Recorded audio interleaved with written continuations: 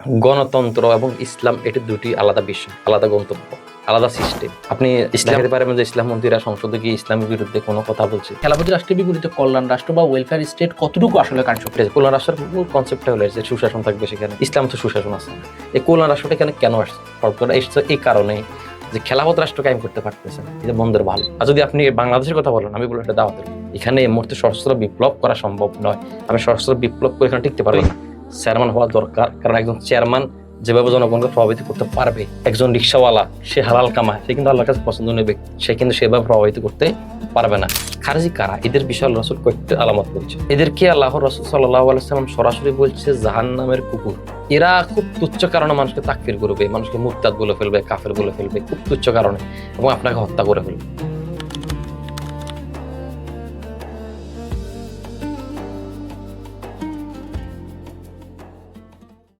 প্রিয় দর্শক, পলিটিক্যাল এডিটসের আরেকটি পর্বে আপনাদেরকে স্বাগত।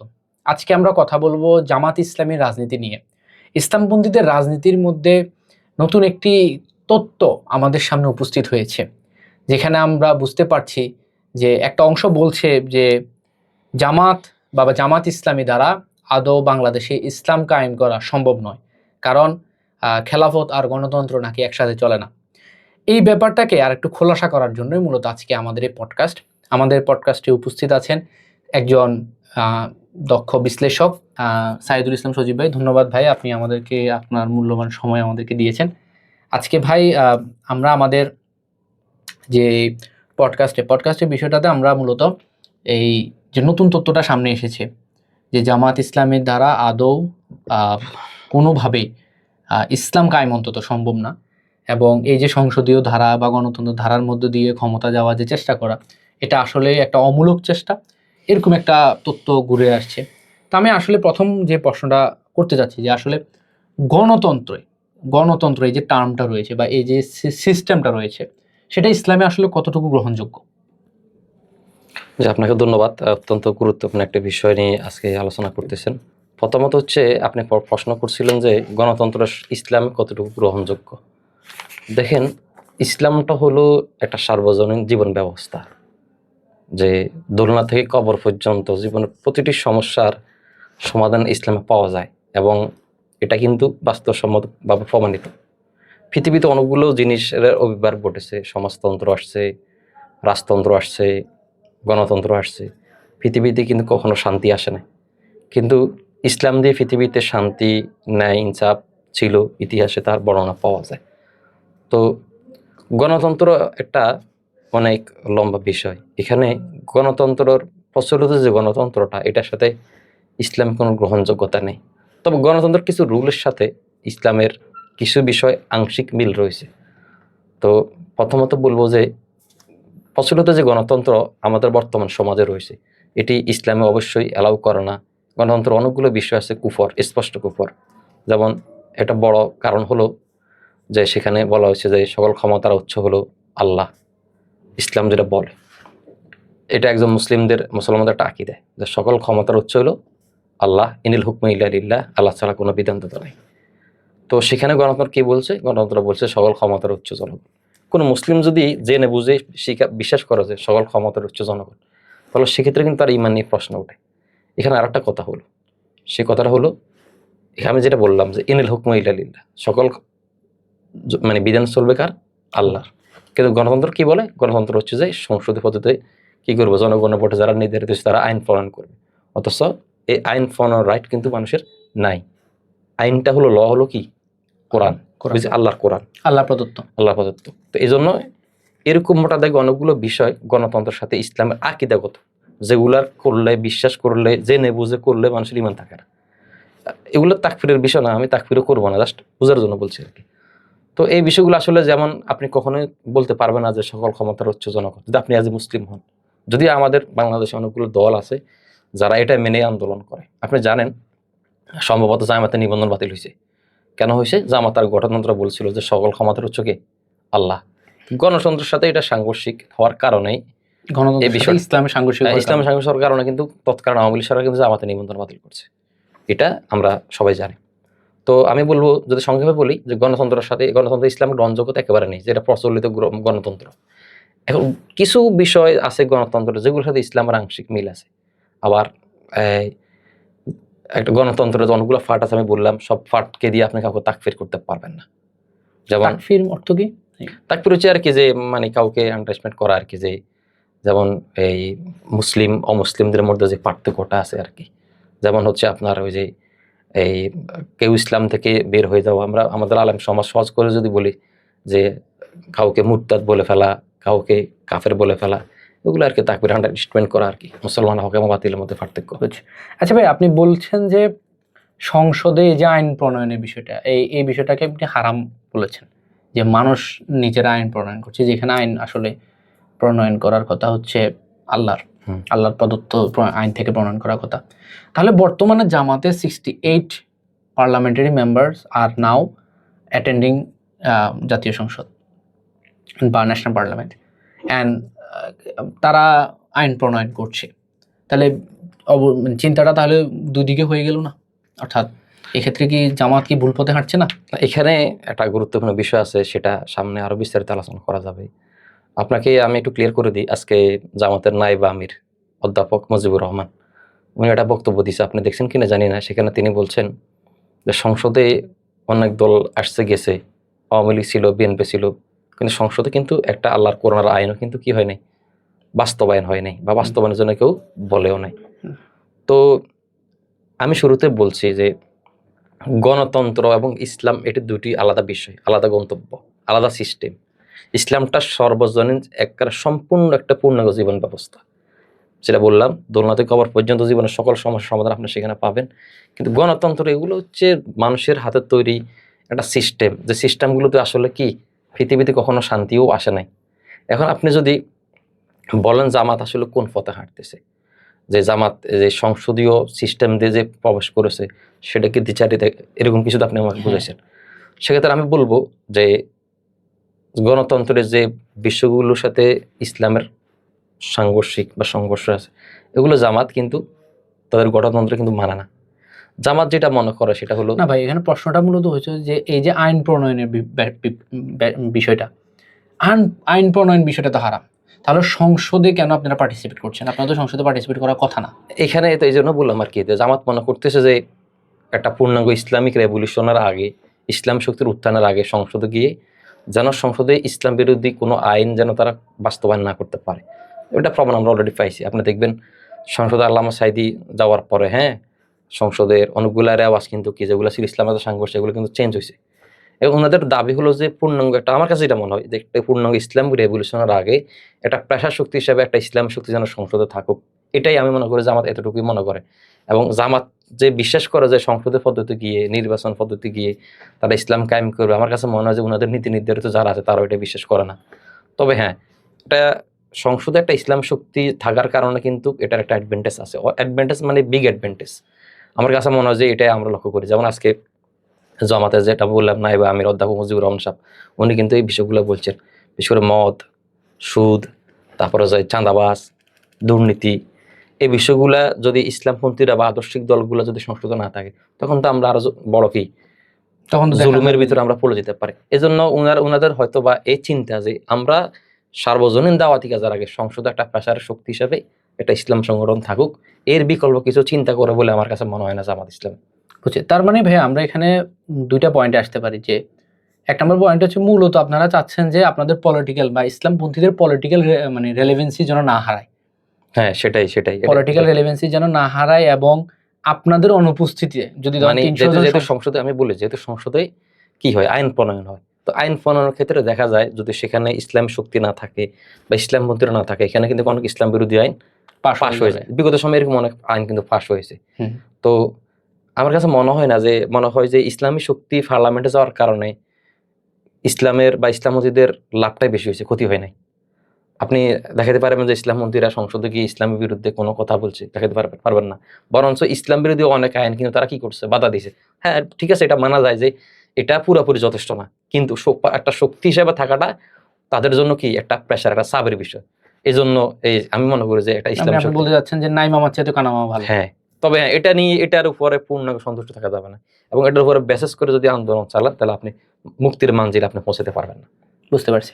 আচ্ছা ঠিক আছে ভাই, আমরা আমরা জামাতের পক্ষ থেকে এই নির্বাচনের আগে একটা নতুন টার্ম আমরা শুনেছি যে আমরা কল্যাণ রাষ্ট্র গঠন করতে চাই, আমরা ওয়েলফেয়ার স্টেট গঠন করতে চাই।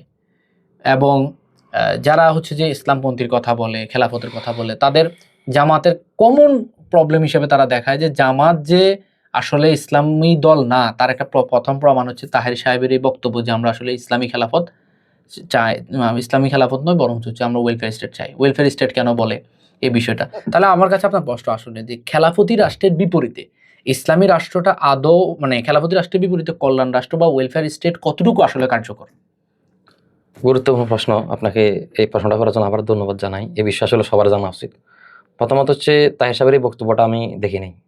তো তাহের সাহেব কোন বক্তব্য বলছে যে তাহের বলতে আমি কুমিল্লা চৌদ্দগ্রামে তাহের কথা জি বলছি। জাফর আব্দুল্লাহ মাহমুদ তাহের কথাই জি। বলছি। উনি এটা কোন বক্তব্য বলছে আমি জানি না। আমি ওনার একটা বক্তব্য পাইছিলাম তখন যে উনি সম্ভবত বলছিলেন যে জামাত একটা লিবারেল এরকম একটা বক্তব্য আমি শুনছিলাম। যাই হোক, যে প্রশ্নটা করছেন এটা একটু আমরা ওইদিকে আগাই। প্রথমত হলো খেলাফত আর কল্যাণ রাষ্ট্রের মধ্যে আপনি পার্থক্য জানতে চাইছেন। এটা পার্থক্যটা একেবারে আকাশ জমিন। কারণ মানে খেলাফত বিপরীতে? হ্যাঁ বিপরীতে। এবং কতটুকু কার্যকর সেটা বলি। আমরা তাহলে একটু তাকাই যে পৃথিবীতে ওয়েলফেয়ার রাষ্ট্র আসলে কোন কোন রাষ্ট্রে আছে।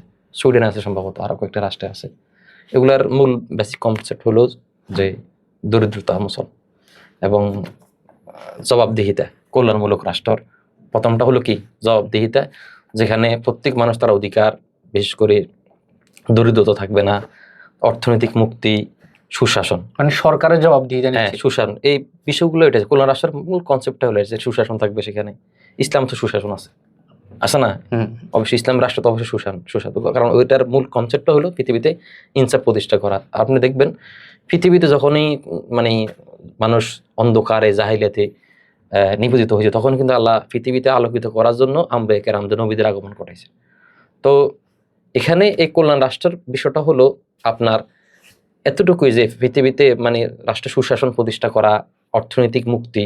বর্তমান পৃথিবীতে একটা বড় পুঁজিবাদী অর্থনৈতিক ব্যবস্থা, রাষ্ট্রের মধ্যে সবচেয়ে বড় বাধা হলো কিন্তু কি আপনার অর্থনৈতিক। তো এই কল্যাণ রাষ্ট্রের মূল থিওরি হলো যে রাষ্ট্রের সবাইকে অর্থনৈতিক মুক্তির মাধ্যমে কি করা, তাদেরকে স্বাবলম্বী করা। কিন্তু আপনি খেলাফত রাষ্ট্রের দিকে তাকান, সেখানে অর্থনৈতিক মুক্তি রয়েছে, সেখানে সুশাসন রয়েছে এবং এটা কার্যকারিতা কিন্তু 100%। কিন্তু ওয়েলফেয়ার ট্রাস্ট বলেন বা ওয়েলফেয়ার রাষ্ট্র বলেন, এগুলো দিয়ে কিন্তু 100% জনগণের মুক্তি কিন্তু কখনো হয় না। এবং কিছু কিছু ক্ষেত্রে যে এগুলা কি হয়, কারণ একটা হলো মানুষের তৈরি কত কি, মানুষের হাতে তৈরি করা সংবিধান, মানুষের হাতে তৈরি করা কি শৃঙ্খলা বা মানুষের হাতে তৈরি করা কি নিয়ম, এগুলো আপনি চাইলে, আমি বলি শেষ করি, এটা চাইলে আপনি কি করতে পারবেন, চেঞ্জ করতে পারবেন। আমরা দেখি না যে সংবিধান বারবার সংস্কার করা হয়, কিন্তু যেটা আল্লাহর পক্ষ থেকে আসছে খলিফা সিস্টেম, ইসলামিক আমারত সিস্টেম, এগুলো আপনি কিন্তু চাইলে পরিবর্তন করতে পারবেন না, কারণ লগুলো কে তৈরি করছে, আল্লাহ তৈরি করছে। এবং এগুলো দীর্ঘমেয়াদী এবং সম্পূর্ণ কার্যকারিতা। আর এই যে কল্যাণমূলক রাষ্ট্রগুলো অনেক সময় দেখা যায় মানে কিছু রাষ্ট্রে ব্যর্থ, কিছু রাষ্ট্রে সুফল পাইলেও কিন্তু 100% কার্যকারিতা আমরা কিন্তু কি এই ওয়েলফেয়ার মানে আপনার রাষ্ট্রগুলোতে আমরা কোন দেখি না। মানে আচ্ছা ভাই, এখানে একটা প্রশ্ন আমি বলি।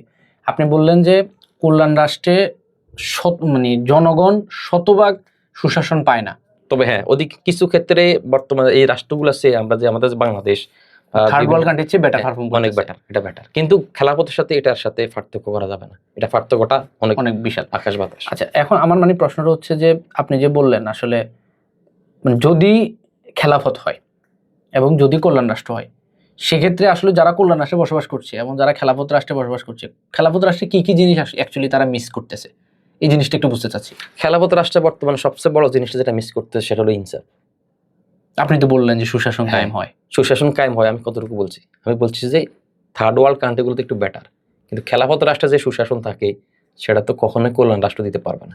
এই কল্যাণ রাষ্ট্রটা এখানে কেন আসছে, ফর্তটা এসছে এই কারণেই যে খেলাফত রাষ্ট্র কায়েম করতে পারতেছে না, এটা বন্ধের ভালো। বুঝতে কারণ পারছি। বাংলাদেশে খেলাফত তো একটা গ্লোবাল বিষয়। খেলাফতে এটা না যে বাংলাদেশে আমি খেলাফত চাইলে কায়েম করতে পারবো, সম্ভব? এটা এটা একটা গ্লোবাল বিষয়। এটা নিয়ে আমাদের একটা ফ্যান্টাসি আছে যে খেলাফত নিয়ে, যে আমরা বাংলাদেশে খেলাফত কায়েম করতে পারবো। এত সহজ বিষয় না সেটা। আপনি যদি দেখেন যেসব রাষ্ট্রগুলো বিপ্লব হয়েছে, ইরানে বিপ্লব হয়েছে, আফগানিস্তানে বিপ্লব হয়েছে, সেটা কি গণতান্ত্রিক নিয়মে কোনো নিয়ম হয়েছে? হয় নাই। জনগণের বিপ্লব, সশস্ত্র পন্থায় বিপ্লব হয়েছে। এই বিপ্লবগুলো হওয়ার পরে আফগানিস্তান কি সেখানে খেলাফত কায়েম করতে পারছে? পারে নাই। তারপরে যাই এই ইরানকে সেখানে খেলাফত কায়েম করতে পারছে? পারে নাই। তো এই খেলাফত বা ইসলামিক আমানতের বাইরে যেহেতু মুসলমানদের এই শক্তিমত্তা অর্জন করতে পারে নাই, আমার কাছে মনে হয় জামাতের সে শক্তি অর্জন করতে পারে নাই, এই জন্য তারা কল্যাণ রাষ্ট্রের কথা বলতেছে। বুঝতে পারছি। আচ্ছা ভাই, মানে আমি আসলে প্রশ্নটা ধরেন, যদি দুবাইকে আমরা চিন্তা করি, দুবাইকে কি আমরা কল্যাণ রাষ্ট্র বলবো নাকি খেলাফতি রাষ্ট্র বলবো? দুবাই কল্যাণ রাষ্ট্র বলা যাবে না। দুবাইকে আপনি হচ্ছে খেলাফত তো বলতেই পারবেন না। আচ্ছা, দুবাইটা হলো এই যে এই আধুনিক পৃথিবীর একটা মানে বাণিজ্য নগরী বলা যায়, বা দুবাইকে কি বলবো আর কি, সেখানে আপনার বড় বড় দালান কোঠা আছে। কিন্তু ভাই কিন্তু দুবাইয়ের আপনি যারা সেখানে লোকালস, আপনি সেখানে সুশাসন জিনিসটা কি দুবাইতে আসলে আছে? দুবাইতে ভাই সুশাসনের জন্য তবে কিন্তু হ্যাঁ, ভাই শতভাগ। আমাদের চেয়ে অনেক ভালো আছে, সেটা বলা যায়। না ভাই, দুবাইতে তো আমরা যদি মানে যে কিয়াটা দেখি, ডাটাতে দেখি, তাহলে সেক্ষেত্রে দুবাইতে ক্রাইম রেট সবচেয়ে কম। ওখানে আপনি মোবাইল রেখে গেলে 3 দিন পরে আসলেও ওই একই জায়গায় পাবেন। সো এত সুশাসন থাকার কারণে আমরা যদি বলি যে ওইটা একটা কল্যাণ রাষ্ট্র হয়, তাহলে ওই কল্যাণ রাষ্ট্রের চেয়ে খেলাফত রাষ্ট্রের মধ্যে কি এমন বেটার আছে? খেলাফত রাষ্ট্রটা আমি বললাম যেটা খেলাফত খলিফা কারা হয়, খলিফার কাদেরকে খলিফার ইয়ে দেওয়া হয়। আমি আপনাকে যেটা বললাম যে এই যে দুবাই রাষ্ট্র আপনি কল্যাণের কথা বললেন না, একটা সহজ একটা উদাহরণ আপনাকে দিই। দুবাই তার রাষ্ট্রের নাগরিকদের সুশাসন দিয়ে দিয়েছে, কিন্তু আপনাকে সুশাসনটা দিতে হবে পৃথিবীর সর্বব্যাপী। দুবাইতে সুশাসন আছে, বাংলাদেশে সুশাসন আছে? সুশাসন নাই। নাই। এখন তো আমি বলি দুবাইয়ের পাশে আর একটা রাষ্ট্র আছে কাতার, সেখানে সুশাসন আছে। ফিলিস্তিনের সুশাসন আছে? নাই। কিন্তু খেলাফত যদি পৃথিবীতে থাকতো, এই সুশাসনটা শুধুমাত্র দুবাইতে সীমাবদ্ধ থাকতো না, এই সিস্টেমটা শুধুমাত্র গাজাতে থাকতো না, সমগ্র পৃথিবীব্যাপী সুশাসনটা কি করতো, ছড়িয়ে পড়তো। যেমন আমরা দেখেছি ওসমানী খেলাফতের সময় মানে ছিল, আব্বাসী খেলাফতের সময় ছিল। মানে আপনি বলতে চাচ্ছেন যে আসলে ছড়িয়ে না পড়াটাই হচ্ছে যে খেলাফতের একমাত্র লাভ, কারণ সুশাসনটা শুধুমাত্র এই এমনি যে কোনো পার্থক্য নাই। না, এমনি বুঝি নাই আমি। মানে এখানে প্রশ্নটা আমার হচ্ছে যে দুবাইয়ের সাথে আদৌ একটা খেলাফত, ধরেন একটা রাষ্ট্রে খেলাফত আছে এবং দুবাইতে হচ্ছে যে আপনার এই খেলাফত নাই, কিন্তু এটা কল্যাণ রাষ্ট্র, তাহলে এই দুইটার মধ্যে পার্থক্য কি? দুবাইতে কি কি এমন নাই যেটা খেলাফত রাষ্ট্রে আছে?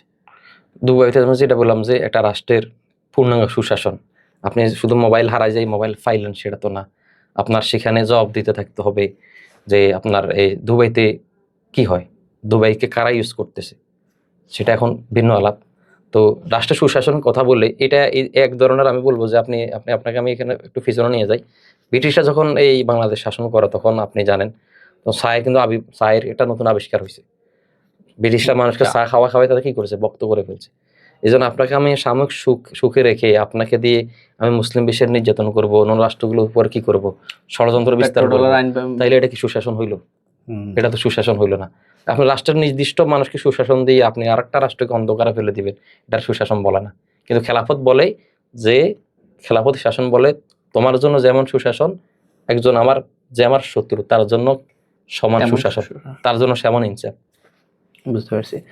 আচ্ছা ভাই, আপনি বলেছেন যে আসলে আমরা এখন কল্যাণ রাষ্ট্রের দিকে যাচ্ছি, তো এখন আমার প্রশ্নটা হচ্ছে যে আসলে গণতন্ত্র, এই যে নতুন করে টার্ম আসছে, এখন আপনারা গণতন্ত্রে পিওরলি কানেক্টেড, 68 পার্লামেন্টারি মেম্বার আর নাও অ্যাটেন্ডিং ন্যাশনাল পার্লামেন্ট। আদৌ কি গণতন্ত্র দিয়ে যদি ইসলাম প্রতিষ্ঠা করা হয়, মানে প্রতিষ্ঠা করা কি সম্ভব? কোথাও কি এরকম নজির আছে আদৌ? গণতন্ত্র কি ইসলাম প্রতিষ্ঠা করা আসলে সম্ভব? সেটাই তো আমার প্রশ্ন আসলে আপনার কাছে, মানে আদৌ কি এরকম কোনো নজির আছে কিনা? না, গণতন্ত্র ইসলাম প্রতিষ্ঠা করা কখনো সম্ভব নয়। আপনি কিভাবে করবেন? কারণ গণতন্ত্রের মূল থিওরিটার সাথে তো ইসলামের সাথে সংঘর্ষ আছে। আপনি আবার প্রশ্ন করতে পারেন যে এটা যে নির্বাচন পদ্ধতি, নির্বাচন করে কোন রাষ্ট্র ইসলামী দল ক্ষমতায় আসে কি খেলাফত কায়েম করতে পারবে? গণতন্ত্রটি কখনো পারবে না। এখন নির্বাচনটা গণতন্ত্রের একটা পার্ট। এই জন্য বলবো গণতন্ত্রটা হলো এক, আর ইসলামটা হইলো আরেক, অভিন্ন জিনিস। কারণ গণতন্ত্রের প্রথম থিওরি যেটা, সকল ক্ষমতার হচ্ছে হলো জনগণ, আমি যেটা শুরুতে বললাম, এটার সাথে ইসলামটা তো মিলে না। তো আপনি হারাম দিয়ে কিভাবে ইসলামকে আপনি কায়েম করবেন, কিভাবে খেলাফত কায়েম করবেন? আপনারা তো গণতান্ত্রিক দল, আপনি এটা আপনি জামাতকে গণতান্ত্রিক দল বলতে পারেন। আপনি দেখবেন জামাতকে এই বিষয় নিয়ে ইসলাম মধ্যে একটা অংশ কিন্তু জামাতকে কি করে, ব্যাশিং করে, বা জামাতকে বিভিন্ন রকম জামাতের নায়েবে আমি নিজে তো বললো যে আমরা লিবারেল ডেমোক্রেটিক, এটা উনার ব্যক্তিগত মতামত। জামাতের উনার এই বক্তব্য আমি যতটুকু জানি যে ওটাকে যখন হয়তো ওনাকে শোকজ করা হয়েছে, যতটুকু জানি। না, এই ব্যাপারে ওনাকে কোনো শোকজ করা হয়নি। হ্যাঁ, তবে এটা উনার, আমার কাছে মনে হয় এটা উনার ব্যক্তিগত বক্তব্য হতে পারে। একজন আমরা নায়েবে আমির কি আদৌ ব্যক্তিগত আমি বলি, বক্তব্য দিতে পারে প্রেসের সামনে? আমরা এটা হতে উনি কোনো হেকমত বা যে কোনো কারণে বলতে পারে, কিন্তু আমি যেটা দেখছি ওনার সাথে জামাতের সাবেক আমিরদের সাথে বা বক্তব্যের কোনো মিল আমরা খুঁজে পাই নাই। যেমন গোলাম আজম সাহেবের বক্তব্য আপনি দেখতে পারেন, নিজামী সাহেবের বক্তব্য আপনি দেখতে পারেন, বা যারা জামাতে যাদেরকে শহীদ করা হয়েছে, মীর কাসেম আলী ভাই, সর্বশেষ আপনি এর বইটা পড়তে পারেন, সেটা হলো কামরুজ্জামান আজাদের ফাঁসির জেল থেকে যে বাংলাদেশ। তারপর আল্লামা সাইদি রাহমাউল্লাহ যে বইটা লিখে গেছেন নন্দিত জাতির নিন্দিত কর্তব্যে, ওনাদের বক্তব্যের সাথে কিন্তু তাহের সাহেবের বক্তব্য কোনো আমি মিল খুঁজে পাই না। তো জামাতের 10 জন একটা বলছে আর তাহের সাহেব একটা বলছে, এখন আপনি কোনটা রিসিভ করবেন? বাট ভাই ওনারা তো তবে আমি মনে করি বরং প্রয়াত। এই ধরনের বক্তব্যগুলো বিভ্রান্তি করে না। জামাতের আলোচনা চক্রে, ফাট চক্র এবং আলোচনাগুলো আপনি জামাতের নায়েবে আমির অধ্যাপক মুজিবুর রহমানের বক্তব্য দেখেন, আপনি এটিএম আজহার সাহেবের বক্তব্য দেখেন, এবং জামাতের যারা আলেম আজাদের বক্তব্য দেখেন, এবং এই ধরনের বক্তব্য কিন্তু নর্মালি আর কেউ দেয় নাই। তো আমি মনে করি যে এই ধরনের বক্তব্যগুলো বিভ্রান্তি করে, এগুলো আসলে যারা ইসলামপন্থী আছে এদেরকে কি করে, দ্বিধাদ্বন্দ্বের মধ্যে ফেলে। এবং এই বক্তব্যগুলো দেওয়ার ক্ষেত্রে আমাদের কাছে মনে হচ্ছে, আমার ব্যক্তিগত মতামত, যে আমাদের আরো সচেতন থাকা দরকার। বুঝছি ভাই। এবার আসি আমরা ইসলাম কায়েমের পদ্ধতিগুলো নিয়ে। আমরা গণতন্ত্র নিয়ে বেশ অনেকক্ষণ আলোচনা করেছি। এখন আমি এটা একটু ক্লিয়ার করে দিই আপনাকে, যে জামাতকে আসলে কি গণতান্ত্রিক বলা সম্ভব কিনা। আমি জামাতকে পুরোপুরি গণতান্ত্রিক বলার পক্ষে না। জামাতের গণতন্ত্রের কিছু বিষয়ের সাথে ইসলামের আংশিক মিল আছে, এটা একটু আপনাকে বলি। সেগুলো সূরা। গণতন্ত্র যেরকম নির্বাচিত করে, যেমন জামাত সূরা ভিত্তিক নির্বাচনের মাধ্যমে তাদের আমির, জেলা আমির, তারপরে যে ওয়ার্ড আমির, এগুলো কিন্তু নির্বাচিত করে। এটার সাথে কিন্তু কি আংশিক গণতন্ত্রের ইসলামের মিল আছে। এরপরে আরেকটা জিনিস চমৎকার মিল আছে, সেটা হলো গণতন্ত্র সুশাসনের কথা বলে, যদিও এটা ব্যর্থ। গণতন্ত্র দিয়ে আসলে কিন্তু সুশাসন প্রতিষ্ঠা পৃথিবীতে হয় নাই, কিন্তু এই গণতন্ত্রটাকে পশ্চিমা বিশ্ব শোষণ হাতিয়ার বানাইছে। কিন্তু গণতন্ত্র কাগজে কলমে সেটা কি সুশাসন কথা বলে, অথচ এই কথাটা কিন্তু কাগজে বাক, এটা কিন্তু নামেই আছে, কাজে নেই।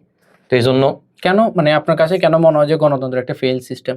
যেমন এটাকে, এই যে আমি একটু আগে বললাম যে কল্যাণ রাষ্ট্র বা মানুষের তোর সংবিধান এগুলো কলাপস হয়, চেঞ্জ করা যায়, এগুলাকে আপনার মানে যে কোনোভাবে এটাকে উল্টে ফেলা যায়, কিন্তু ইসলামকে আপনি এটা পারবেন না। যেমন কেন এটা বলছি সেটা হলো, আপনি দেখেন গণতন্ত্র এই পর্যন্ত পৃথিবীতে, মানে সমাজতন্ত্রের পতন পর সবচেয়ে বড় কি একটা, অনেকগুলো রাষ্ট্রে কিন্তু গণতন্ত্র আছে। আপনি গণতন্ত্র যে থিওরিক্যাল, এই থিওরি অনুযায়ী পৃথিবীর কোন রাষ্ট্র এখন পর্যন্ত গণতন্ত্র ফাংশন করতে পারছে? 100% ফাংশন করতে পারছে। হ্যাঁ, 100% না, 50% পারেনি।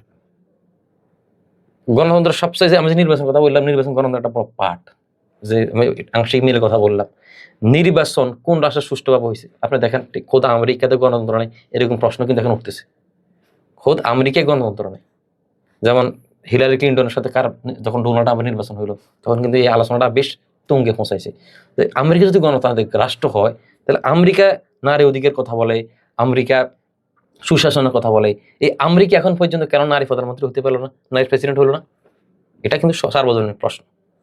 এবং রহস্যজনকভাবে হিলারি ক্লিন্টন হারার পরে এখন কিন্তু আমেরিকার গণতন্ত্র নিয়ে কি প্রশ্ন উঠছে, এবং তার এই গণতন্ত্রকে শোষণের হাতিয়ার বানাই। আপনি কদিন আগে আপনার পডকাস্টে আমি আলোচনা করছিলাম যে একটা রাষ্ট্রের প্রেসিডেন্টকে তুলে আনতেছে, তখন গণতন্ত্র কোথায় ছিল? এটা কি গণতন্ত্র যে আপনি একটা রাষ্ট্রের প্রেসিডেন্টকে তার বাসভবন থেকে তুলে আনবেন? ইরাকে যখন বোমা হামলা করা হয়, সেটা কি গণতন্ত্র হলো? আফগানিস্তানে যখন এভাবে নির্বিচারে মানুষ হত্যা করা হয়েছে, সিরিয়াতে করা হয়েছে, এগুলো কি গণতন্ত্র? যে গণতন্ত্র সুশাসনের কথা বলে, আপনার সেখানে গণতন্ত্রের কথা বলে, গণতন্ত্র থিওরি দিয়ে আপনি সেই শিশুর বাচ্চা যা সে বুঝেই না রাজনীতি কি, তাকে পর্যন্ত আপনি হত্যা করতেছেন। এই জন্য বলা হয় এগুলো হলো মানুষকে মানে ভালো ভালো কথা বলে, ওই যে আমাদের গ্রামে বলে না, দুষ্ট লোকের মিষ্টি কথা।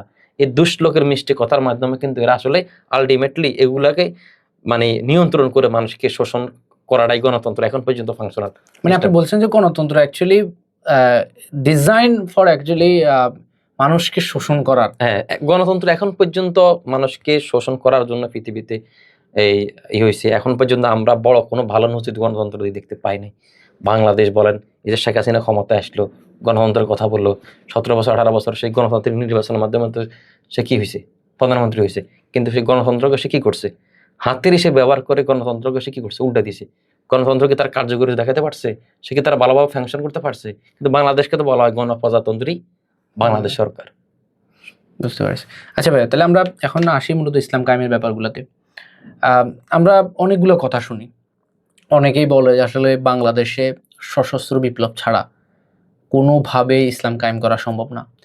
তো আমার প্রশ্নটা হচ্ছে আসলে সাহাবীরা কিভাবে আসলে সাহাবীরা কয় পদ্ধতিতে ইসলাম কায়েম করেছেন, এবং আদৌ আমরা দ্বিতীয় প্রশ্নটা পরে করব, যে আদৌ কি বাংলাদেশের সশস্ত্র আহ, যে সশস্ত্র বিপ্লবের মাধ্যমে ইসলাম কায়েম করার মতো সেই ইয়া, পরিস্থিতি তৈরি হয়েছে? আপনি আমাকে প্রথম প্রশ্নের উত্তর দেন, আসলে সাহাবীরা কয়ভাবে আসলে ইসলাম কায়েম আচ্ছা। করেছেন? প্রথমত হলো ইসলাম কায়েমের যে পদ্ধতিগুলো, এগুলো আমাদেরকে শিখতে হবে নবী রাসূল থেকে, সাহাবীদের থেকে। ওনারা যে পদ্ধতি ফলো করে ইসলাম কায়েম করছে, আমরা সে পদ্ধতি জাগাইতে হবে। এর ভিন্ন বিকল্প কোনো সিস্টেম নাই। নাই। যতবার মানুষ চেষ্টা করেছে বিকল্প কিছু দিয়ে, যে আপনি আমার একটু বললেন না, আগে বললেন না যে নির্বাচন পদ্ধতি দিয়ে, গণতন্ত্র দিয়ে কি আসলে ইসলামের রিভলিউশন করা সম্ভব? কখনো না। গণতন্ত্রের জিনিসটা হলো একটা ত্রুটি। হুম। কেন বলি এটা ত্রুটি? আপনি দেখেন, নির্বাচনের কথা বললাম, বাংলাদেশ কিছুদিন আগে নির্বাচন হলো। আপনি এই নির্বাচন কারা ভোট দিয়েছে? যিনি ধরেন প্রথম ক্যাটাগরির, প্রথম শ্রেণীর কর্মকর্তা, ধরলাম তিনি জাজ, তিনি ডিসি, তিনি এসপি। আবার একই ভোট একজন রিক্সাওয়ালা দিয়েছেন, একজন বাদাম বিক্রেতা দিয়েছেন। দুইজনের ভোটের সমান হ্যাঁ, দুজনের ভোটই মর্যাদা। সমান মর্যাদা। কিন্তু কিন্তু ইসলামে কিন্তু এটা নাই। ইসলামটা সুরা, ইসলামে কিন্তু সবাই ভোট দিতে পারে না। এখন আপনি আমার প্রশ্ন করতে পারেন, তাহলে কি ইসলাম ওই বাদাম বিক্রেতাকে কটাক্ষ করছে? না। আপনি দেখেন এই নির্বাচনে কিন্তু এখনো, যদিও সংখ্যাটা অনেক কমছে, 500 টাকা দিয়ে কি ভোট কিনে ফেলছে, এরকম হয়েছে না? তাইলে এই যে দেখেন, গণতন্ত্র জিনিসটা হলো কি, এই আপনাকে এই যে এই ব্যর্থ জিনিস, এটা ফাংশন করতে পারে না। এরপরে আপনি যদি দেখেন গণতন্ত্র ইসলাম মানে এই দ্বারা রাজনীতি করতে গেলে অনেক হারাম জিনিস আপনি বাধ্য হয়ে করতে হয়, এই যে শহীদ মিনারে যাওয়া লাগতেছে এই গণতন্ত্রের কারণে। তো এই জন্য আমি বলবো যে এই গণতন্ত্র জিনিসটা দিয়ে যতটুকু করা যাবে, একটা মানে আপনার ওই যে নির্দিষ্ট কিছু মানে কাজের আদায় করা ছাড়া আপনি ভালো কোনো এখান থেকে রেভিনিউ তুলে আনতে পারবেন না। না, সেটা তো বুঝছি। যে প্রশ্নটা করছিলেন আমরা যে সেদিকে ফিরে সাহাবী যাই। ও নবীগণ আসলে কয়টি পদ্ধতি? সাহাবীরা যে পদ্ধতিতে ইসলাম কায়েম করছে সেটা জি। বলি। প্রথম হইলো বর্তমান পৃথিবীর সাথে এই রাসূল সাল্লাল্লাহু আলাইহি ওয়াসাল্লাম যখন আগমন করছে তার একটা কিন্তু মিল আছে। আমি আপনাকে একটা একটু পিছনে ফিরে নিয়ে আসি। পৃথিবীতে আসলে কতগুলো ফিতনা পৃথিবীতে আসছে। যেমন কোরআনে ধ্বংসপ্রাপ্ত অনেকগুলো জাতি আছে। এই জাতিগুলো কেন ধ্বংস করা হয়েছে? আদ জাতি, সামুদ জাতি, এরপরে অনেকগুলো জাতিকে ধ্বংস করা হয়েছে। লূত আলাইহিস সালাম কাওমদেরকে ধ্বংস করা হয়েছে সমকামীদের অপরাধে। এরকম অসংখ্য কারণ আছে। আইয়ামে জাহিলিয়াতে জীবন্ত কন্যা শিশুকে হত্যা করা হইতো। হ্যাঁ, তখন মুসলমান ছিল না, ইসলাম নিয়ে কথা বলার মতো কেউ ছিল। তখন কিন্তু আল্লাহ রাসূলের পৃথিবীতে আগমন ঘটেছে। আপনি বর্তমান পৃথিবীতে আমাদের সাথে মিলেন, পৃথিবীতে এখন কোন ফিতনাটা নাই। যে জাতিগুলোকে আল্লাহ এই অপরাধগুলোর কারণে, যেসব অপরাধের কারণে ধ্বংস করছে, আমাদের এই উম্মত মুহাম্মদের মধ্যে, পৃথিবীর মানুষের মধ্যে এই সমস্যাগুলো কোনটা নাই? আপনি দেখবেন এটা সে আর বড় ভয়াবহ ফল যে আমরা কি পৌঁছে গেছি। সমকামিতা আছে না? আছে। আল্লাহর আইনের বিরুদ্ধে তাগুত বিধি শাসন ব্যবস্থা আছে না? আছে। এগুলো কারা করে? যেমন বাংলাদেশে আমি উদাহরণ দিই, এগুলো তখন কারা করতো? উতবা করতো, সাহেবারা করতো, আবু জাহেল করতো। তারা ছিল চিহ্নিত কাফের। এখন আমাদের মধ্যে যারা এটার বিরোধিতা করে, ইসলামী ল, রাসূল সাল্লাল্লাহু আলাইহি ওয়াসাল্লাম যে সুন্নতি সমাজ ব্যবস্থা, ওনার দেখানো যে সমাজ ব্যবস্থা দেখাই গেছেন, এটার বিপরীতে কারা বক্তব্য দেয়? নামদারি কিছু মুসলমান মানুষেরা। এই যে কিছুদিন আগে এক নেতা বলছে না যে আমরা শরিয়া আইনে বিশ্বাস করি না, নির্বাচনে আসার সময় গণেশ উল্টে গেছে, ভোট ফাইতে হতো। এই যে চতুরতা, এগুলার মাধ্যমে মানুষ কি করে? অ্যাটেনশন নিয়ে আসে। তো বর্তমান পৃথিবীর এই রাসূল সাল্লাল্লাহু আলাইহি সাল্লামের সাথে বা এই জামানার সাথে কিন্তু আমাদের এই জামানা কিন্তু আসলে অনেকগুলো জিনিস মিলেছে। আমরা একটা অপ্রতিরোধ্য ফিতনার মধ্যে এসে পড়ে গেছি। প্রশ্নটার উত্তর আমি এগুলা বর্ণনা এই আলোচনা এটার কারণে বলছি যে এখন আসলে আমাদের কোন পদ্ধতিতে আগানো উচিত। দেখেন রাসূল সাল্লাল্লাহু আলাইহি সাল্লামের প্রথম পদ্ধতিটা ছিল কি? দাওয়াত, তাওহীদ। মানুষকে আগে কি করছেন উনি? তাওহীদের শিক্ষা দিয়েছেন, প্রশিক্ষণ দিয়েছেন। হ্যাঁ, তারপরে যাই ইমানের শক্তি তৈরি করছেন। এরপর উনি কি করছেন? সংগঠন তৈরি করছেন। কি করছেন? সংগঠন তৈরি করছেন। সংগঠন তৈরি করার পর উনি কি করলেন? হিজরত করলেন। যখন দাওয়াতের মধ্যে একটা নির্দিষ্ট সংখ্যক লোক তৈরি হলো যেটা দেখার মতো, তখন উনি সংগঠন তৈরি করে হিজরত করলেন কোথায়? ওনার প্রয়োজন ছিল একটা স্বাধীন রাষ্ট্র, মদিনা মতের স্বাধীন রাষ্ট্র তিনি পাইলেন। এরপরে তিনি কি করলেন? এদেরকে প্রশিক্ষণ দিলেন। কি দিলেন? প্রশিক্ষণ দিয়ে এদের কি করলেন? তখন আসো জিহাদ করো, আগাও, তাদের সাথে কি করো, মোকাবেলা করো। এটা কিন্তু ইসলাম বিপ্লবের পদ্ধতি, ধারা।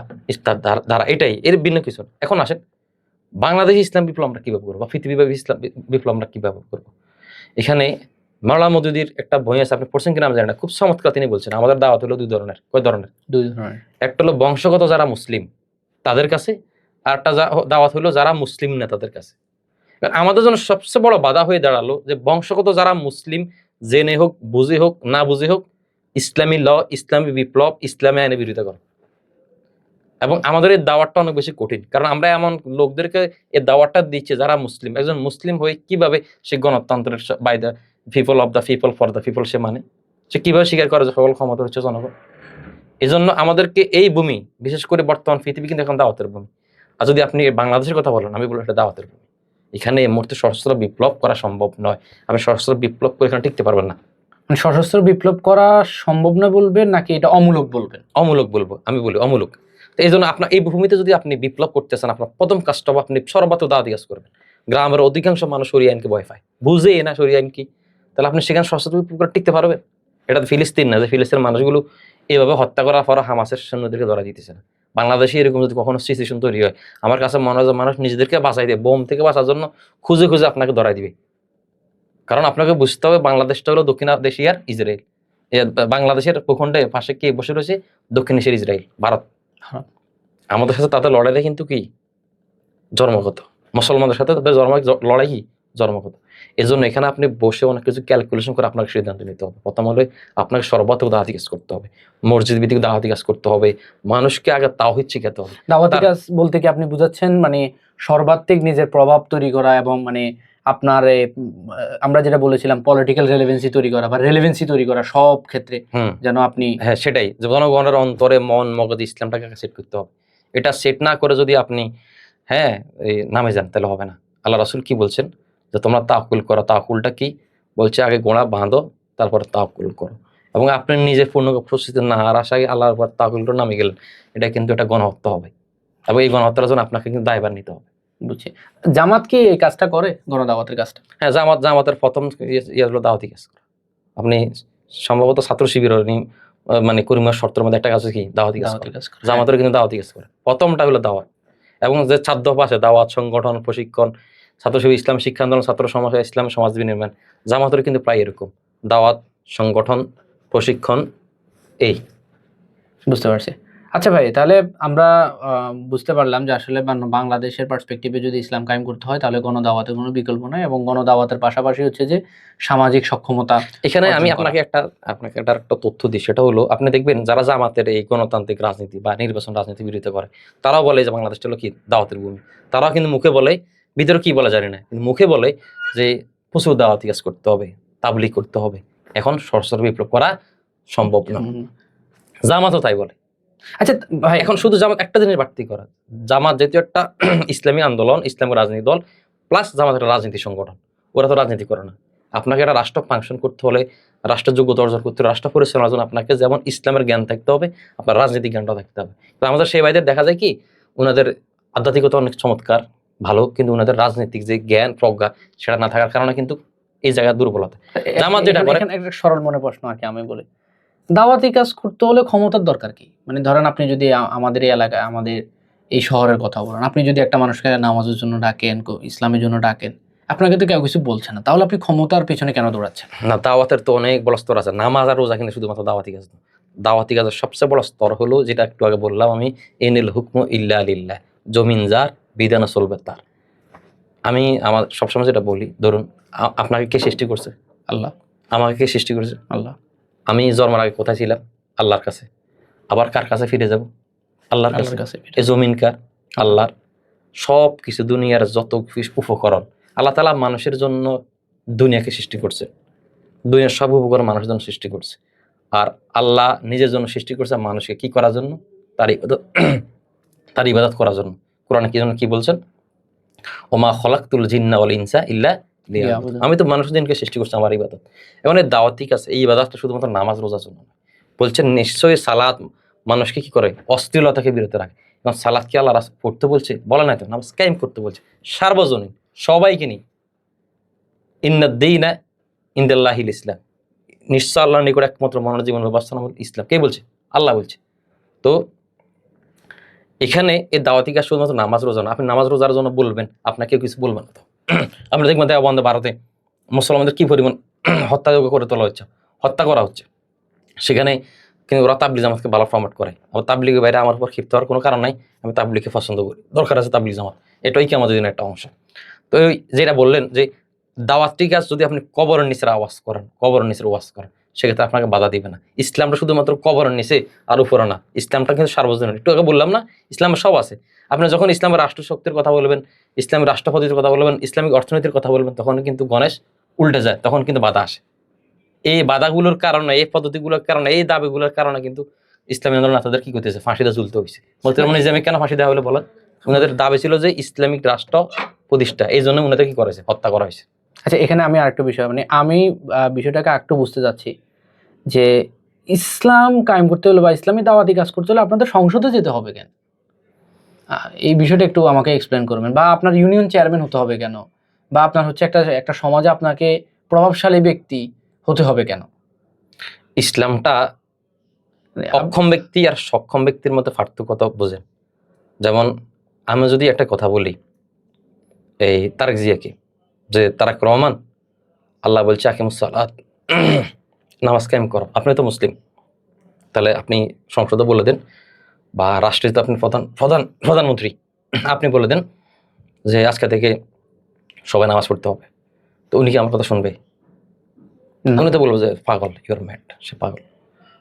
কেন আমার পাগল বলবো? কারণ আমার সক্ষমতাটা হয় নাই, আমি একা, আমি একা। তো আপনি কথা বলার পরিবেশ, উপযুক্ত জায়গা আছে, যে জায়গায় বললে আপনার কতটা প্রভাবিত হবে একজন জ্ঞানী মানুষ সেই কাজটাই করে।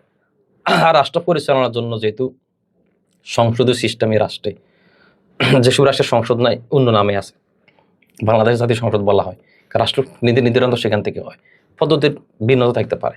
এই জন্য অবশ্যই চেয়ারম্যান হওয়া দরকার। কারণ একজন চেয়ারম্যান যেভাবে জনগণকে প্রভাবিত করতে পারবে, একজন রিক্সাওয়ালা সে হালাল কামায়, সে কিন্তু আল্লাহর কাছে পছন্দনীয় ব্যক্তি, সে কিন্তু সেভাবে প্রভাবিত করতে পারবে না।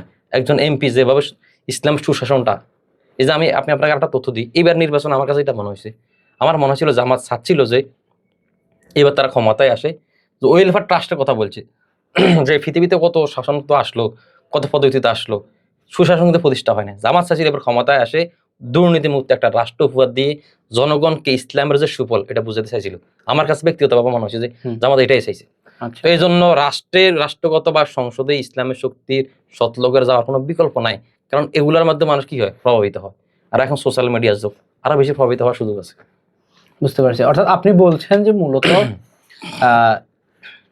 প্রভাবশালী জায়গাগুলো যখন ইসলামপন্থীদের হাতে থাকে, তখন হচ্ছে যে মূলত ইসলামী আন্দোলন বা ইসলাম কায়েমের পথটা আরো সুগম হয় এবং হচ্ছে দাওয়াতি কাজ করাটা তখন আরো সহজ হয়ে যায়। তখন রাষ্ট্র আপনাকে কি করতে পারবে, বা আপনার একজন ইউনিয়ন চেয়ারম্যান আপনাকে কি করতে পারবে, আপনাকে পর্যাপ্ত উপকরণ দিতে পারবে। এখন আপনি চাইলেও ব্যক্তিগতভাবে দাওয়াতি কাজ করতে চাইলে আপনার কাছে অনেক উপকরণ অভাব থাকে, কিন্তু যখন রাষ্ট্রীয়ভাবে এটা পেনশন করতে পারবে, তখন রাষ্ট্র কিন্তু এই কাজটা তার ভূখণ্ডের বাইরে কি ছড়িয়ে দিতে পারে। বুঝতে পারছি। আচ্ছা ভাই, আরেকটা প্রশ্ন আমার ছিল আর কি, যে এই যে খারেজি এই শব্দটা, এরা কারা, বা ইসলামের জন্য এরা কি ক্ষতিকর নাকি ভালো, এই বিষয়টা একটু বলবেন। খারেজির আলোচনাটা আসলে বর্তমান সময়ে অনেক প্রাসঙ্গিক। খারেজিদের বেশ করে যখন সারা পৃথিবীতে আইএসের একটা উত্থান আমরা লক্ষ্য করা যায়। খারেজিরা হলো, খারেজির মূল আবির্ভাবটা ঘটছে আলী রাদিয়াল্লাহু আনহুর সময়। আপনি তখন কিন্তু খারেজিদের এই ছোট্ট একটা তুচ্ছ ঘটনা নিয়ে এদের মতবাদ ছিল যে কোরআনকে সামনে নিয়ে একজন সাহাবী বলছেন যুদ্ধ থামানোর জন্য, যে কোরআন উঠেই বলছে যে যুদ্ধটা থামাও। এটা ছিল একটা কৌশল। ওই যুদ্ধে যখন আলী রাদিয়াল্লাহু একেবারেই বিজয় হয়ে গেছে, তখন বিজয়কে ঠেকার জন্য একজন কোরআন শরীফটা কি করছে, ওটাই আসেন আলোচনা করি। আলী রাদিয়াল্লাহু ওটা বুঝতে পারে কি করছেন, উনি যুদ্ধটা থামায়নি। তখন ওই একটা গোষ্ঠী এটাকে ইসলাম অবমাননা করা মনে করছে, যে কোরআনকে অবমাননা করা হইল, সে তো আর মুসলিম থাকে না। এরা খারেজিদের আরেকটা নাম হলো তাকফিরি গোষ্ঠী বলা হয় যেটাকে। তো তখন থেকে ওই ঘটনার পর থেকে কিন্তু খারেজির উত্থান, এবং সর্বশেষ খারেজিদের একজন কিন্তু আলী রাদিয়াল্লাহু হত্যা করে শহীদ পর্যন্ত করছে। আচ্ছা, আসাবে মুবাশশারা ছিলেন তিনি, দুনিয়াতে থাকা অবস্থায় জানাজা সুসংবাদপ্রাপ্ত। তখন থেকে খারেজির উত্থান। এখন সর্বশেষ এই খারেজি কারা, এদের বিষয়ে আল্লাহ রাসূল কয়েকটা আলামত বলছে। এদেরকে আল্লাহর রাসূল সাল্লাল্লাহু আলাইহি ওয়াসাল্লাম সরাসরি বলছে জাহান্নামের কুকুর। কি বলছে বলেন? জাহান্নামের জাহান্নামের কুকুর। কুকুর। তো এদের আলামত বর্ণনা দিতে গিয়ে বলছে যে এরা খুব তুচ্ছ কারণে মানুষকে তাকফির করবে, মানুষকে মুরতাদ বলে ফেলবে, কাফের বলে ফেলবে, খুব তুচ্ছ কারণে, এবং আপনাকে হত্যা করে ফেলবে। এবং এদের ইবাদতের বিষয় আল্লাহ রাসূল বলছে এদের ইবাদতের বিষয় এত একাগ্রতা থাকবে, আপনি যখন খারেজিদের সাথে নামাজ পড়বেন আপনার কাছে মনে হবে যে আপনার জীবনও সালাত হয় না। আপনি বাংলাদেশে এরকম দেখবেন, এই যে ছোটখাটো বিষয় নিয়ে, মামুলি বিষয় নিয়ে তাকফির করে বসতেছে, মুনাফিক বলে ফেলে, এরকম কিছু মানুষের মধ্যে সহজ বৈশিষ্ট্য আছে। এরকম এই খারেজিদের গোষ্ঠীর কাজ হলো আপনাকে ছোটখাটো বিষয় ইখতিলাফ নিয়ে আপনার কি করা, তাকফির করে দেয়। যেমন খারেজিরা কিন্তু জামাত ইসলাম যারা ওদের কাফের বলে, কাফের বলে, মানে আমরা সবাই কাফের। মানে এখন এবং আবার এই খারেজিদের সাথে কিন্তু আপনাদেরকে কাফের বলছে, তাই ওনারা আপনি ওনাদেরকে খারেজি বলছেন। বর্তমান পৃথিবীতে দুইটা ইমারত আছে, আফগানিস্তান ইমারত আছে, ওরা তালেবানদের কি করে, অমুসলিম মনে করে, ওদেরকে তাকফির করে। এবং আপনি দেখবেন তো ভাই এখানে বিষয়টা দুই রকম হয়ে গেল না? আপনি নিজে, উনারা আপনাদেরকে কাফের বলতেছে তাই আপনি উনাদেরকে খারাজি বলে দিচ্ছেন? না, আমি আমি কি কাউরে নির্দিষ্ট করে খারাজি বলছি? খারাজিটা আমরা বলার জিনিস না। আহলে সুন্নাহ ওয়াল জামাতের আকীদায় বিশ্বাসী আলেম যারা, হুম। শুধু একজন না, ও প্রত্যেক আলেম যে মত দিয়েছেন যে এই গোষ্ঠীটা কাফের। যেমন আপনাকে আমি বলি, শিয়াদের মধ্যে অনেকগুলো ডিবেট আছে। যেমন শিয়াদের মধ্যে তাকফির করা হয়েছে, যেমন বাতিনিস নামে একটা সম্প্রদায় ছিল, হাসাসিন নামে একটা সম্প্রদায় ছিল। এগুলোকে আলেম ওলামারা সর্বসম্মতি তাকফির করে বলছেন যে উনারা কি, এরা অমুসলিম। যেমন কাদিয়ানীদেরকে সর্বপ্রথম আলেম ওলামারা কি বলছে, অমুসলিম হ্যাঁ, বলছে। সবাই মিলে বলছে। খারেজির বিষয়টা এমন, আমার তো এখানে আসি বলার সুযোগ নাই যে অমুক খারাজি তমুক খারাজি, এই ডিপার্টমেন্টটা আমার না। আলিম ওলামা যারা সর্বসম্মতিভাবে সিদ্ধান্ত দিয়েছে, আমরা সেটা কোরআন হাদিসের মধ্যে মিলিয়ে দেখতেছি যে আসলে তো ওদের সাথে কি এই সিমটম গুলো মিলে যায়। এই ব্যাপারটা হলো এই জায়গায়। তো খারেজিরা ইসলামের জন্য মারাত্মক ক্ষতিকর। বর্তমান পৃথিবীতে আপনি দেখবেন এই শুধুমাত্র এক আইস দিয়ে যে জঙ্গি ন্যারেটিভ পশ্চিমারা উৎপাদন করছে, এতে কিন্তু মুসলমানদের কিন্তু অনেক ক্ষতি হয়েছে। মানে দিন শেষে আপনি বলছেন যে খারাজিরা মূলত মুসলমানদের ক্ষতিটাই ডেকে আনে। মুসলমানদের ক্ষতি দুইটা ভাবে ক্ষতি করে ওরা। একটা হলো ওরা ইসলামকে ফাংশন করতে দেয় না, এবং কোথাও ওনারা আসলে ইসলাম ফাংশন করে তখন ওরা ওদের কি করে, ডিস্টার্ব করে। মানে বিষয়টা হয়ে গেছে যে আসলে উনাদের টেনশনটা যারা একদমই ইসলামের মধ্যে নাই তাদের ব্যাপারে না, যেন আমেরিকার ব্যাপারে বা ইংল্যান্ডের ব্যাপারে বা রাশিয়ার ব্যাপারে তাদের নাই। তাদের টেনশনটা মূলত হচ্ছে যারা ইসলামের মধ্যে আছে বা ইসলামের মধ্যে ট্রাই করার চেষ্টা করছে, তারা কতটুকু ইসলাম পালন করছে না করছে এটা নিয়ে গবেষণা করা, তাদের দোষ ধরা। দোষ ধরে এর এককারী সংখ্যা বলে হচ্ছে নির্বোধ। এবং এই শ্রেণীর বেশিরভাগ লোক জেনারেল থেকে, আপনি দেখবেন বর্তমানে জেনারেল লাইন থেকে কিছু ছেলে মেয়ে দিন প্র্যাকটিস করতেছে, এটা ভালো বিষয়। কিন্তু এটা হচ্ছে অনলাইনে বিভিন্ন কোর্সের মাধ্যমে বিভিন্ন ধরনের কিন্তু মতবাদ কিন্তু এখন প্রচার হচ্ছে। এদের মাধ্যমে কিন্তু এই সহজ সরল যে ছেলেগুলো হচ্ছে দিন নিয়ে প্র্যাকটিস করতে চায়, এরা কিন্তু মিসগাইডিং হয়, এবং এরাই মূলত এই খারাজি মতদর্শের সাথে কিন্তু মিশে যাচ্ছে। এটা কিন্তু একটা অ্যালার্মিং বিষয়। এটার জন্য আমরা আমরা আমাদের নিজেদের ব্যর্থতা আছে বলে আমি মনে করি। বুঝতে পারছি ভাই।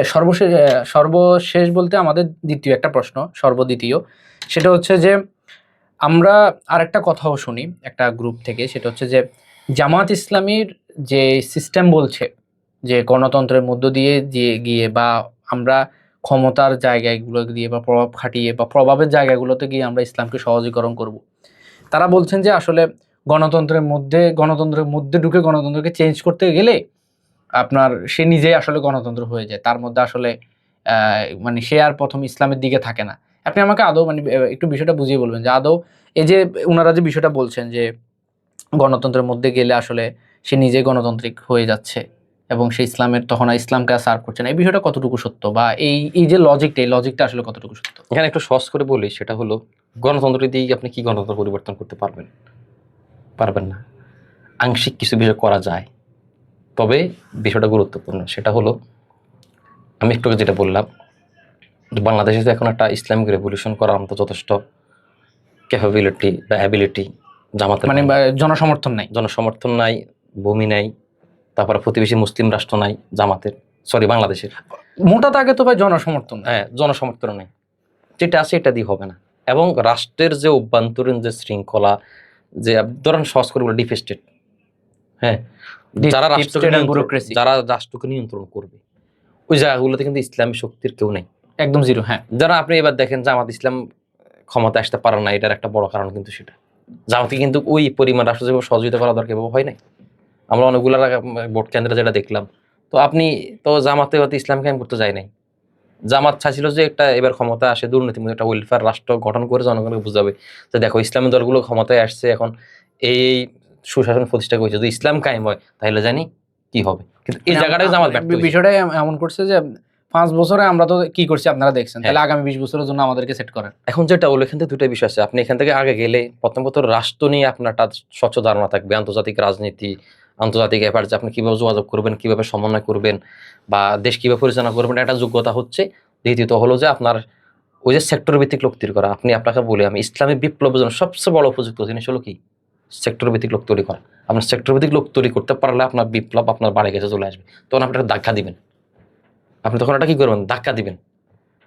বুঝতে পারছি। আর এই সব কিছুকে আপনাকে, যেমন আপনি যখন ভাত খাইতে বসেন, টেবিলের সবগুলো খাবারের তরকারি আনার পর আপনি খাইতে যেরকম সহজ, আপনি এভাবে যদি তরকারি আপনার আলমারিতে থাকে, আপনি ভাত নিয়ে বসেন এখানে, একবার আলমারিতে যাবেন, আবার পানি আনবেন, কষ্ট। এই সিস্টেমটা হলো এরকম যে আপনাকে সবকিছু হাতের নাগালে এনে দিবে। তখন আপনি সুশিক্ষিত প্রশিক্ষিত জনশক্তিদেরকে দিয়ে একটা ধাক্কা দিবেন, ব্যাস এতটুকু তো হয়ে যাবে। এজন্য গণতন্ত্র দিয়ে গণতন্ত্র পরিবর্তন নয়, জামাত চাচ্ছে সেক্টর ভিত্তিক লোক তৈরি করে সর্বোত্তক দাওয়াতি কাজের মাধ্যমে একটা ইসলামী সমাজ বিনির্মাণের। অর্থাৎ আমরা যদি মানে সাম আপ করি, সেটা হচ্ছে যে আপনারা সেক্টর ভিত্তিক লোক তৈরি করার জন্য আপনারা হচ্ছে যে গণতন্ত্রের মধ্যে যাচ্ছেন, যেন ওই সেক্টর ভিত্তিক লোকদের তৈরি করার যে সময়টা, ওই সময়টার জন্য আপনারা যেন একটা স্পেস তৈরি করতে পারেন তাদের জন্য, ওইটা হচ্ছে মূলত আপনাদের উদ্দেশ্য। ঠিক আছে, আমি বুঝতে পারছি। এবং লাস্ট সর্বপ্রথম আমি বলবো যে আসলে বাংলাদেশের পার্সপেক্টিভে আমাদের এই এখন আমরা যদি বলি, আপনি আমাদেরকে স্টেপ বাই স্টেপ বলবেন যে ধাপে ধাপে, যে আগামী যদি আমি বলি যে আগামী 50 বছর 100 বছরে কিভাবে আসলে বাংলাদেশে ইসলাম কায়েমটা সম্ভব এবং কিভাবে বাংলাদেশে আসলে ইসলামী রাষ্ট্র কায়েম সম্ভব হবে, একটু স্টেপ বাই স্টেপ বলবেন যে ভাই এবার প্রথম আমাদেরকে এটা করতে হবে, এরপরে এটা করতে হবে, এরপরে এটা করতে হবে। আপনাকে প্রথমে যে প্রশ্নটা করেছেন আমি একটু সংশোধনে দিই। ইসলামী বিপ্লবের জন্য আপনাকে একটা বিপ্লবী বাহিনী তৈরি করতে হবে। বিপ্লবী বাহিনীকে আপনি কোরআন হাদিসের স্বচ্ছ ধারণা দিতে হবে এবং সমসাময়িক রাজনীতি বিশ্বটাকে ক্লিয়ার কনসেপ্ট তার ভিতরে থাকতে হবে। প্রশিক্ষিত, সুশিক্ষিত, নৈতিকতা সমৃদ্ধ একটা কি লাগবে, বাহিনী লাগবে, একটা জাতি লাগবে। আমরা বলি না তোমরা আমাকে সুশিক্ষিত একটা জাতি দাও, শিক্ষিত একটা মা দাও, আমি তোমাকে কি দিব, একটা শিক্ষিত একটা জাতি। আমরা বলি যে তোমরা আমি বলি আমার ভাষায়, আপনারা একটা নৈতিকতার প্রজন্ম তৈরি করেন, নৈতিকতা সমৃদ্ধ প্রজন্ম তৈরি করেন, আপনাকে একটা কি নতুন সম্ভাবনা পৃথিবী উপহার দেওয়া যাবে। তো এই জন্য প্রথমত হলো যে বিষয়টা দরকার, সেটা হলো আমাদেরকে জাতীয়তাবাদ থেকে বের হইতে হবে। ইসলাম জাতীয়তাবাদ দেশ চলতেছে, আমি বলি ইসলাম অঞ্চল বেদে বিপ্লব করার বিষয় না। ইসলাম এসেছে, জাতীয়তাবাদ বিলুপ্ত হয়ে গেছে। ইসলামটা এসে সর্বপ্রথম কোথায় আঘাত করছে বলেন তো? জাতীয়তাবাদ। এজন্য আমি বলি বর্তমান পৃথিবীতে সবচেয়ে ইসলাম প্রতিষ্ঠার পিছনে, মুসলিমদের মুক্তির পিছনে মসজিদুল আকসা, গাজা, কাশ্মীর এই রাষ্ট্রগুলো যে মুক্তি পাচ্ছে না, মুসলমানদের যে রক্তগুলো ঝরছে, একবার সিরিয়া, একবার আফগান, একবার গাজাতে, একবার আরাকান, এই যে সমস্যাগুলো তৈরি হয়েছে, এটার পিছনে গণতন্ত্র হচ্ছে সবচেয়ে বড় বাধা। হলো কি জিনিস? সেটা হলো জাতীয়তাবাদ। জাতীয়তাবাদ কেন প্রবলেম? এই যে আপনি এখানে গাজাতে হত্যাকাণ্ড চলছে, আপনি এখানে বিক্ষোভ করতেছেন, কি করতে পারতেছেন আপনি বিপ্লব করে? মানে আপনি কি চাইলেও কি এখান থেকে গিয়ে লাভ দিয়ে কি আপনি গাজাতে কিছু করতে পারবেন? পারবেন না। এটা তো আপনার রাষ্ট্রীয় আইন বিরোধী, আপনি তো রাষ্ট্রের কাছে কি হয়ে যাবেন, শত্রু হয়ে যাবেন। এই জন্য আপনাকে এটার জন্য কি করে, এটা একটা বিস্তারিত আলোচনা, আমরা ওদিকে আর না যাই। সেটা হলো এই জন্য প্রথম কথা হলো আপনাকে জাতীয়তাবাদের বিষয়, জাতীয়তার ক্ষতির বিষয়গুলো, এই বিষয়গুলো আপনাকে কি করতে হবে, জনশক্তিদেরকে স্বচ্ছ ধারণা দিতে হবে। এই জন্য যেটা করবে মানে আপনি বলছেন যে জাতীয়তাবাদ আসলে মুসলমানদের মধ্যে সামগ্রিকভাবে বিভক্তি তৈরি করে। বিভক্তি, এটা এই পৃথিবীতে মুসলমানদের অধঃপতন শুরুটা কিন্তু মানে অঞ্চল ভিত্তিক জাতীয়তাবাদ, রাষ্ট্রগুলো কি করে দ্বিখণ্ডিত করে দেওয়া, মানে বিভক্তি তৈরি করা। ওসমানী রাষ্ট্র কত বিশাল ছিল, আপনি দেখেন পুরোটাই ওসমানী। একজন খলিফার অধীনে এই ওসমানী রাষ্ট্র ছিল এরকম। ওসমানী রাষ্ট্র সূর্য উঠতো এবং সূর্য ডুবতো, এক পাশে সূর্য উঠতো আর এক পাশে কি সূর্য ডুবতো, এরকম বিশাল একটা সাম্রাজ্য ছিল। সেটাকে দ্বিখণ্ডিত করে ভেঙে টুকরো টুকরো করে করে আজকে কতগুলো মুসলিম রাষ্ট্র হয়েছে। মুসলমানরা কি তার স্বগত গৌরবে এখন ফিরতে পারছে? মানে আপনি বলছেন যে আসলে এই যে আরাকান মুসলিম, উইঘুর মুসলিম, বাংলাদেশি মুসলিম, আপনি বলছেন এভাবে ভাগ হয়ে যাওয়াটাই হ্যাঁ, মুসলমানদের সবচেয়ে বড় বিপদ। এবং এই সমস্যাগুলো সমাধান না করা ছাড়া কখনোই মুসলমানদের মুক্তি সম্ভব না। আমি যেটা বলতে চাই সেটা হলো যে মুসলিম বিশ্বের মুসলমান রাষ্ট্রগুলোর ভিত্তিতে যেমন ন্যাটো আছে, এভাবে একটা মুসলমানদের বাহিনী থাকতে হবে, যেখানে যে মুসলমানদের একটা সংগঠন থাকবে মুসলিমদের। যেমন আপনি বলি ফর এক্সাম্পল, একজন খলিফার অধীনে কিন্তু অনেকগুলো সালতানাত ছিল না? উসমানী সম্রাট যখন শুরু হতো তখন কিন্তু খেলাফতে কারা ছিল? আব্বাসী খেলাফত ছিল, তারপর মামলুকরা খেলাফত ছিল, কিন্তু তখন কিন্তু গজনবীরা ছিল, সেলজুকরা ছিল, উসমানী হয়েছে পরবর্তী, এরকম অসংখ্য সাম্রাজ্য একজন খলিফার অধীনে কিন্তু রাষ্ট্রগুলো কি চলছে। একটা এই যে সুলতান, একটা রাষ্ট্রের সুলতান তিনি, অনেকগুলো রাষ্ট্রের কিন্তু সুলতান কয়জন? একজন। আমি এটা আপনাকে বুঝেছি। সেই জন্য মুসলমানদের এরকম একটা বাহিনী থাকতে হবে, মুসলমানদের একটা সম্মিলিত প্রচেষ্টা থাকতে হবে। আপনি গোত্র বেসে বা অঞ্চল ভেদে আপনি কিন্তু কি আপনি বাংলাদেশ আমেরিকার সাথে খেলতে পারবে? যদি বাংলাদেশ, ভারত, পাকিস্তান এরকম পরমাণু শক্তিধর রাষ্ট্র অনেকগুলো রাষ্ট্র মিলে একটা রাষ্ট্র হতো, তখন আমেরিকার সাথে কি করা যেত? খেলা যেত। এটা তো ভাই অনেক পরের বিষয়, মানে আমি বলতে চাচ্ছি বলি এই জন্য আল্লাহ রাসূল তো ওই সমাজের মধ্যে আসছে যে সমাজ অজ্ঞতা হারিয়ে গেছে, এই জন্য আপনাকে দাওয়াতি কাজ করতে হবে। তাবলিগ জামাত আল্লাহরা যাচ্ছে না, তাবলিগ জামাত যাচ্ছে না, ডক্টর জাকির নায়েক, আপনি বলতে চাচ্ছেন যে প্রথম আমাদের দাওয়াতি কাজ দিয়ে শুরু করতে হবে। হ্যাঁ, দাওয়াতি কাজ দিয়ে শুরু করতে হবে, দাওয়াতি কাজ। তবে ওই দাওয়াতি কাজ করার জন্য আমাদের ওইরকম দক্ষ মাশহুরুন মাহিরুন দায়ীদেরকে আমাদের প্রয়োজন। আমাদের দায়ী তৈরি করতে হবে, দাওয়াতি কাজ করতে হবে, সংগঠন তৈরি করতে হবে, এরপরে প্রশিক্ষণ দিতে হবে। এরপর আমাদের নির্দিষ্ট পরিমাণ মিশন সাকসেস হওয়ার পরে আমরা কি করবো? রাসূল সাল্লাল্লাহু আলাইহি ওয়াসাল্লাম যে পদ্ধতি গেছেন আমরা সে পদ্ধতিতে যাব। আমরা ভারতকে বলবো যে কি তুমি মুসলিম নির্যাতন করতে পারবে না, তুমি এটা করতে পারো না, সেটা করতে পারো না। এবং ভারতের সাথে লড়ার জন্য আমাদের আগে সেই অ্যাবিলিটি অর্জন করতে হবে। এই অ্যাবিলিটি অর্জন কিভাবে আসবে? দাওয়াত, জনগণকে আমার পক্ষে আনতে হবে, আমার কর্মীদেরকে প্রশিক্ষিত করতে হবে, আমার যুগের আলোকে যত জ্ঞান বিজ্ঞান কোরআন আধ্যাত্মিকতা নৈতিকতা দিয়ে আমাকে তাদেরকে কি করতে হবে? প্রশিক্ষিত করে তুলতে হবে, যেন তাদেরকে কি ওই যে কোনো কি করে ভয়, কোনো জুজুর ভয়, কোনো হেলিকপ্টার বিমানের থেকে বোমা হামলার ভয়, তারা কোনো কিছু তাদের কি করতে পারবে না, তাদের মিশন থেকে দূরে সরাইতে পারবে না। এই জনশক্তি, এই বাহিনী তৈরি করার পর একদিন এই রাষ্ট্রে বিপ্লব হবে, এবং এই বিপ্লব শুধু বাংলাদেশ না, আমি মনে করি এটা বারাজি মহাদেশ পর্যন্ত ছড়াই যাবে, এবং সেদিন আসছে। ভাই আমি বাহিনী, আপনি বলেছেন, আমি বাহিনী শব্দটা সম্পর্কে একটু বিস্তারিত জানতে চাচ্ছি। আপনি বাহিনী বলতে কি সশস্ত্র বাহিনী বুঝাচ্ছেন, নাকি এমন এক বাহিনী বুঝাচ্ছেন যে বাহিনী হবে যুগোপযোগী সকল বিষয়ে দক্ষ যোগ্য দিয়ে একটা বাহিনী হবে? না, এই বাহিনী বলতে আমি কর্মী বাহিনীকে বুঝাইছি। কর্মী বাহিনী যেমন ধরেন এই যে আপনি যারা যুগের সকল বিষয়ে জামাতের বিপ্লব করতে চায়, জামাতের কাটার ভিত্তিক সংগঠন, যারা এই বিপ্লবকে নেতৃত্ব দিবে, বিপ্লবকে আজকে সহযোগিতা করবে, তারাই হচ্ছে সেই বাহিনীর অংশ, তারাই বাহিনী। মানে যেমন হিজবুল্লাহ, কোন ভাষা হিজবুল্লাহ, তারা আল্লাহর বাহিনী। মুসলিম আল্লাহর বাহিনী আছে না পৃথিবীতে, ওমা ইয়ালামু জুনুদা রাব্বিকা ইল্লাহু, আল্লাহর অসংখ্য বাহিনী আছে। তোমরা বাহিনী বলতে মানে সেটা তো বুঝলাম, এখন ওই বাহিনীর মানে প্রধান ক্যারেক্টারিস্টিক্স কি হবে? যে সেই বাহিনীকে একজন সেনা হবে, নাকি একজন উকিলও একজন বাহিনীর অংশ হতে পারে? কেন বাহিনী, তিনি উকিল হতে পারে, তিনি ইঞ্জিনিয়ার হতে পারে। ওই যে বললাম না হিজবুল্লাহ দিন আল্লাহর বাহিনী, ইসলামী আন্দোলন কর্মী তিনি তো সেই বাহিনী জামাতের। আবার এই বাহিনীর অনেকগুলা কার্যক্রম থাকবে, যেমন সেনাবাহিনী থাকবে, ইঞ্জিনিয়ার থাকবে, আপনি ভালো লিখতে পারেন, আপনি ভালো এই বক্তব্য করতে পারেন, আপনিও সেই বাহিনীর মধ্যে আছেন। এক একজনের কাজটা থাকবে এক এক রকম। যিনি সামরিক বিষয়ে পারদর্শী তিনি সামরিক বিভাগে থাকবেন। আমি সেটাই বললাম, আপনাকে প্রত্যেকটা বিষয়ে আপনাকে পারদর্শী করে আপনার জনশক্তিকে কি করতে হবে? তৈরি করতে হবে।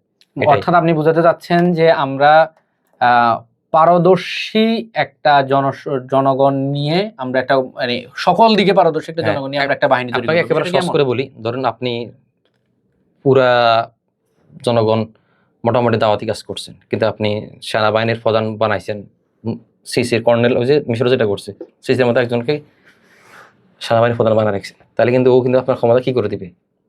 ডবল করে দিবে। এই জন্য আপনাকে যেটা করতে হবে, আপনাকে যেরকম নিজের অভ্যন্তরীণ বাহিনী তৈরি করতে হবে, সেনাবাহিনীতে নিজেদের স্বচ্ছ লোক দেওয়ার মতো আপনাকে কি করতে হবে? ওই পরিমাণ যোগ্যতা সম্পন্ন লোক তৈরি করে দিতে হবে। যোগ্যতা অর্জন করলে তখন কি করতে হবে? আল্লাহ আপনাকে অবশ্যই নেতৃত্বের জন্য বাছাই করে। সেজন্য আমাদের যেটা দরকার সবার আগে যোগ্যতা অর্জন করা এবং নিজেদেরকে লোক তৈরি করা। ধন্যবাদ। জি ভাই, আমরা আমাদের পডকাস্টে একদম শেষ সময় চলে আসছি। আমাদের পডকাস্টে একটা সিগনেচার কোয়েশ্চেন আছে। সেই সিগনেচার কোয়েশ্চেন এটা হচ্ছে যে আমার জন্য আপনার তরফ থেকে কি পরামর্শ? এটা তো আসলে খুব কঠিন একটা জিনিস আমাদের কাছে বসলেন, যে আপনাকে আমি কি পরামর্শ দিব। আসলে পরামর্শ দেওয়ার যোগ্যতা তো নাই, তারপরও একটা জিনিস বলবো, সেটা হলো যে আমাদের জন্য সবচেয়ে বড় রিমাইন্ডারটা হলো তো কোরআন, সেটা হলো কি জ্ঞান। মুসলমানদের অধঃপতন শুরু হয়েছে কোন পর্যায়ে?